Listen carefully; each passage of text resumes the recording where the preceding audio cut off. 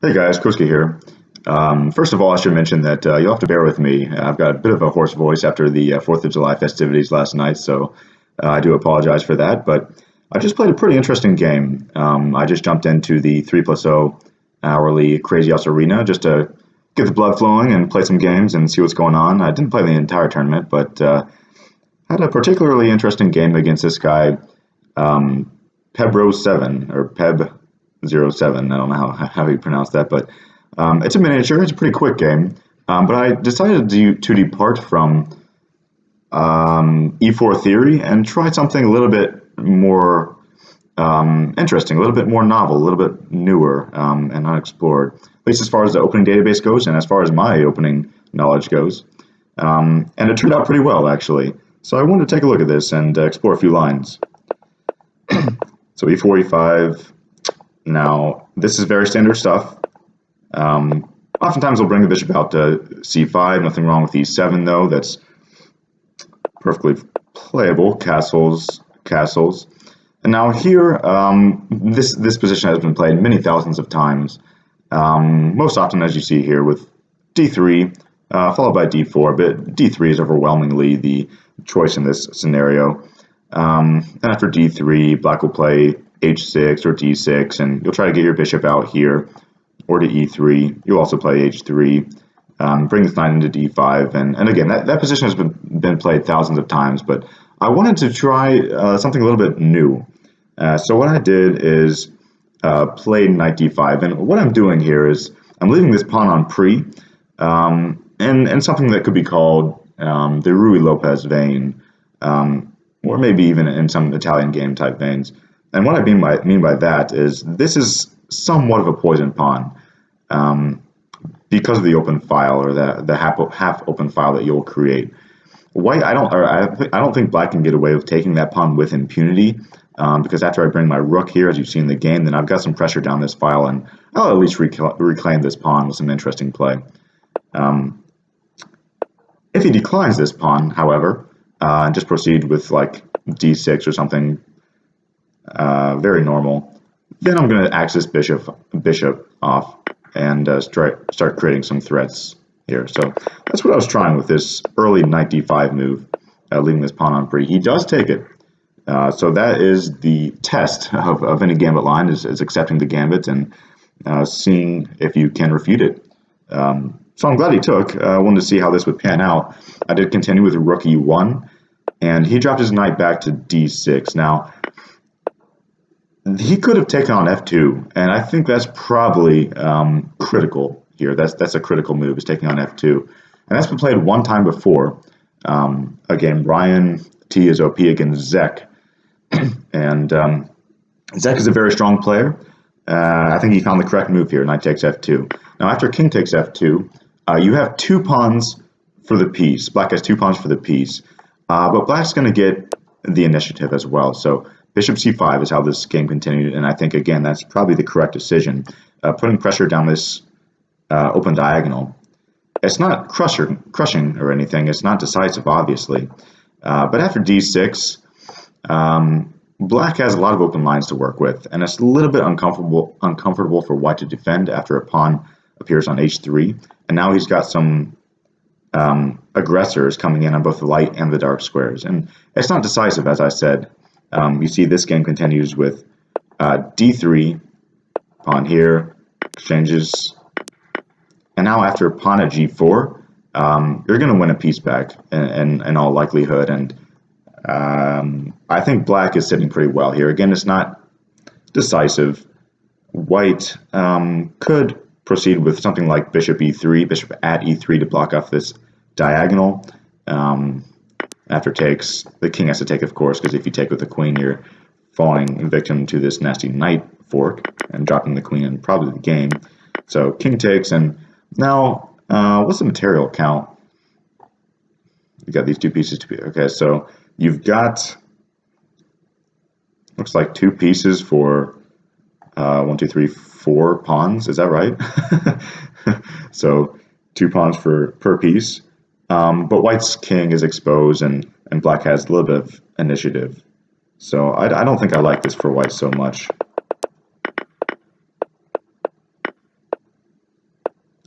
So yeah, I think the critical test is knight takes f2. And after this, can't block with a knight here because of this. And black will be winning material. So maybe king back is fine. d6.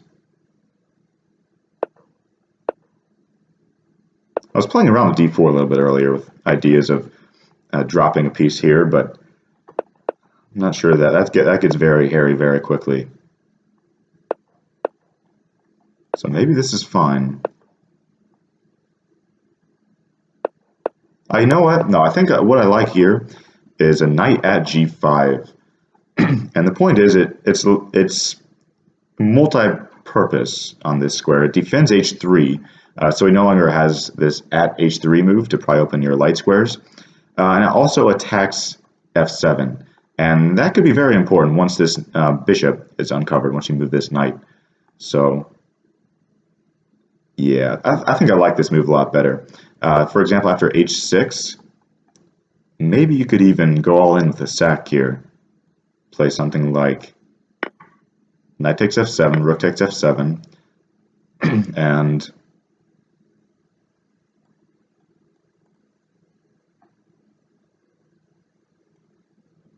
pawn here is probably a good move. Forcing this rook away, and if this rook moves away, then you've got a discovery with the knight.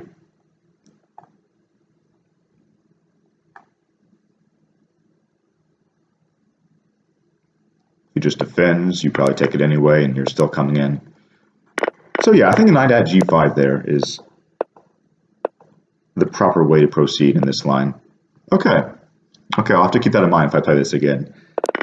So in the case that they do sack on f2, takes, and bring this bishop out, which I do like that for black. Drop back, and after d6, opening up this light square bishop, now knight at g5. Alright, very multi-purpose knight there. Yeah, okay, I like that. So I'll keep that in mind for this new variation. That hasn't been played at all, as you see in the opening Explorer. After knight takes, king here. Sorry to keep harping on this point, but I kind of want to get this right. Yeah, so this is the only game that's been played in the entire database in this line, and now knight at g5 has not been tried. It's not been essayed, so that would be a novelty, completely new line. I think I'll try that if I ever encounter this. So I just want to make sure this rook at rook e1 move is actually viable after this early knight d5. So this is opening theory in the works, guys. You're witnessing history here, right? So rook e1. Maybe also another alternative is if I don't even want to leave this pawn en prise there, just inviting that sack. Maybe even a queen e1 or queen e2 is a viable alternative to bring the rook to the open or the half-open file. Maybe bring the queen to the half-open file is just as good. So that's something else that could be considered that hasn't been tried either. You'll see in the opening database. Queen e2, no games found. Oops.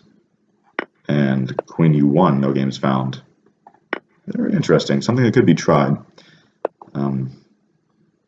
Okay, so rook e1, finally back into the actual game here. And the idea here is once this knight moves away, this pawn is going to be hanging, so you can get your pawn back immediately.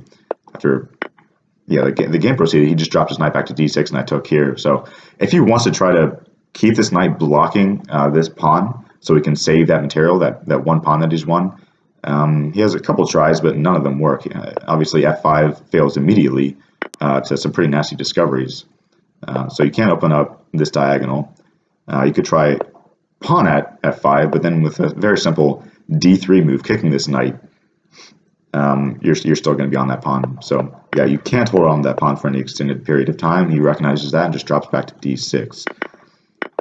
Okay, knight takes e5, getting my pawn back and covering this bishop, which was attacked by this knight. So if takes, could consider taking here first. Probably would take here first. Can't take with a queen because it could take with a queen, but regardless, you're covering everything, getting your material. Yeah. Okay. So white has two pieces developed and it's castled. Black has two pieces developed and it's castled. I think think it's pretty equal from here. I think it's pretty equal. It's a game. My pieces are maybe a little bit more active than his. I have some pressure down this file with my rook. Actually, yeah, this rook should be counted. So that's 3 pieces developed to his 2. And I've got more activity, so yeah, fairly equal, but I do like white here. So instead of capturing this bishop, he takes on e5, take back, and the point here is, remember this bishop is still on pre, but the point is after taking here on e5, you're now going to have 2 attackers on this bishop on e7.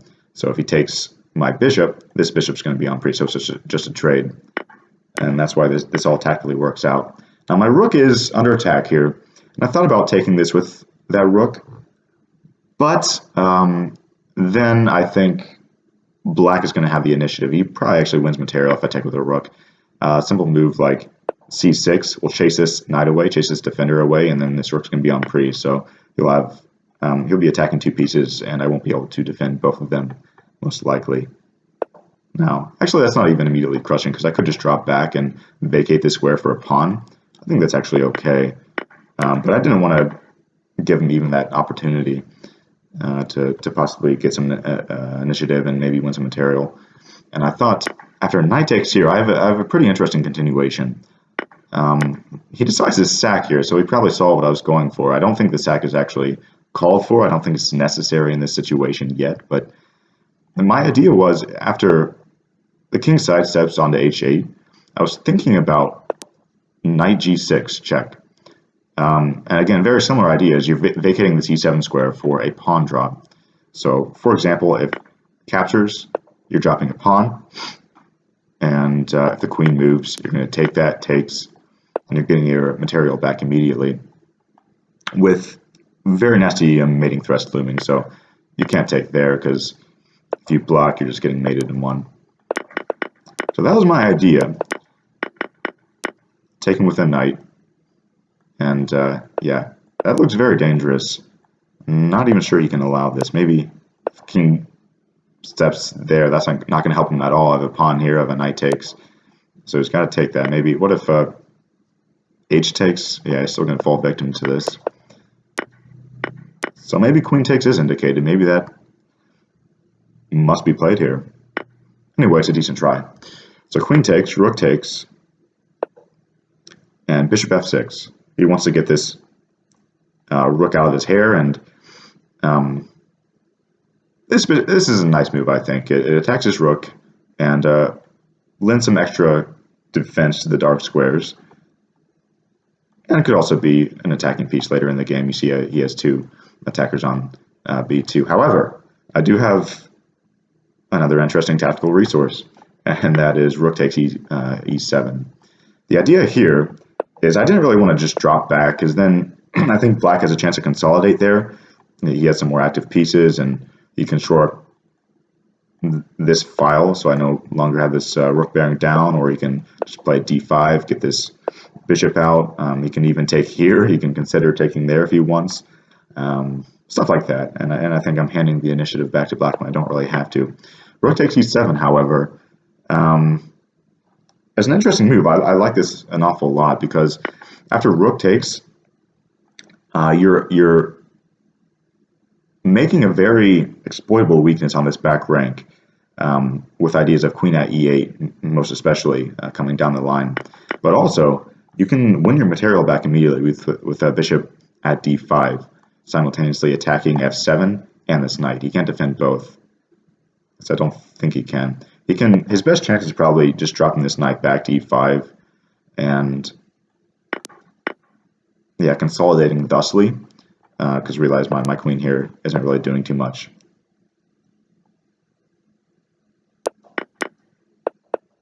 Yeah, so that's probably his best chance, is dropping this knight back and protecting the rook.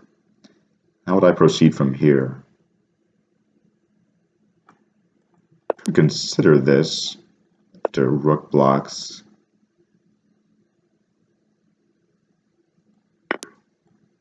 Yeah, I don't think this is leading anywhere for white.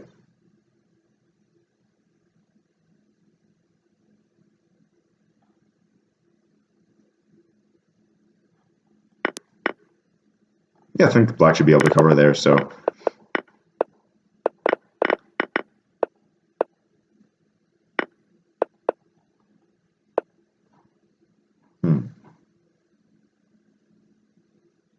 maybe in that case I just play d4, attacking this knight, opening this bishop up for a pawn drop on h6. Yeah, I think that's probably good.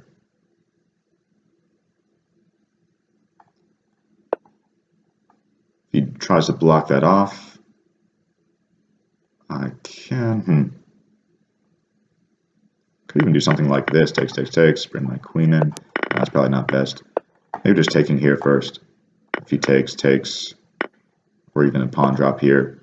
And yeah, white's got a lot of initiative. That's going to be very dangerous for black. So yeah, this works out tactically speaking. Bishop at d5. He blocks this, conceding the piece, but trying to shore up his king side a little bit. Makes sense. So I do take that piece. Now d5.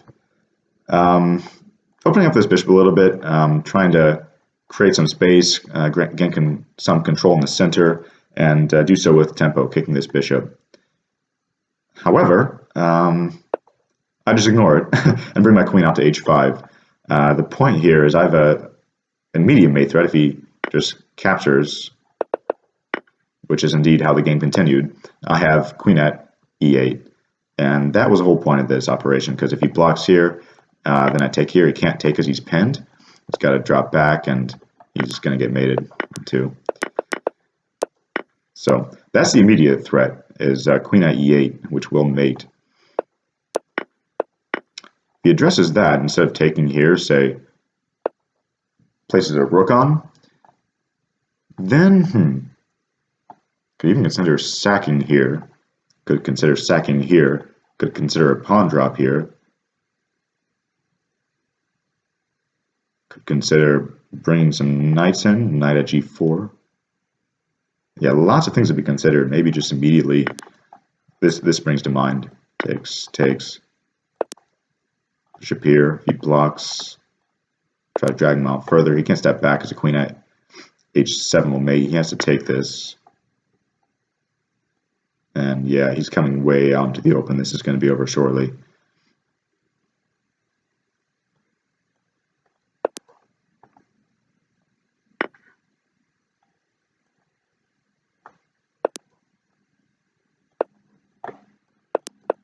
Something like this. Oops, there's a bishop there. Something like, there we go, found the mate.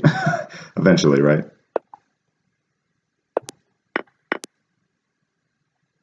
Something like that.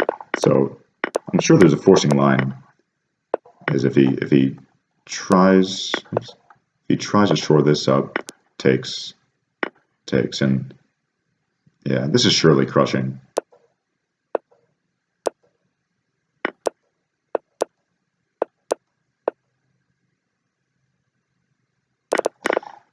Okay, so that works out. I'm trying to think of another defensive resource for him. What can he do to simultaneously defend this queen at e8 threat and also shore up these light squares? If bishop here, defending by uncovering this rook, I've still got a lot of the same ideas of a sack here, pawn here. Notice if pawn here takes, I've got, yeah, just pawn here should do. Queen there would do better. Boy. Yeah, so we can't take that because the queen here mates immediately. He just moves a rook. This will mate. Yeah, I don't see how he defends this. I think already after I scoop up that knight and d5, maybe he's already lost here after queen h5. I think it's a very powerful move. I'm able to do this. I'm able to vacate this back rank because after a drop here, I could just drop this bishop back. Because notice my queen guards this square, for example, here. If I didn't have that, then I would be mated, which would be very unfortunate after this great attack I've come up with. So my queen does defend that square though, so I think this is fine. But maybe better is just blocking with a knight. I think that's fine too. takes and takes, and my king is perfectly safe. Brought this bishop back out of dodge, and all these threats still remain. Still gonna have to address that. So yeah, I can't vacate that back rank. That's perfectly sound. Yeah, so after that, I think he's pretty much lost. I really like my position from this point. So interesting game. Okay, so interesting opening. We have to start trying this knight d5 line a little bit more often. And remember that after takes, if he tries this, knight g5 should cover, lead to pretty interesting continuation. And could also try this queen e1 or queen e2 novelty. Could try that in the future. And this rook here. And yeah, these tactics are just working out in my favor. I have this really nice at e7 move, which kind of lurks at the end of all these tactical lines. Yeah, you'll see leaving this pawn really is kind of a poison pawn if he decides to take that and just step back. Because you'll see how devastating this open file for my rook is. And especially this e7 square. Giving me control of that as giving me control of the game.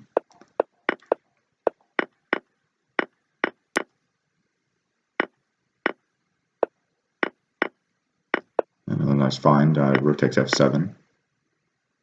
Picking my piece back up. And now queen comes into the action very nicely. Alright guys, so fun miniature game there, 19 moves. And I hope you guys enjoyed that little foray into opening exploration or opening theory development, at least insofar as I'm concerned. May try to play this line a little bit more often, see where it leads, instead of the old hackneyed, tired, tried and true but tired e4, e5, and d3 lines. Alright guys, thanks for humoring me.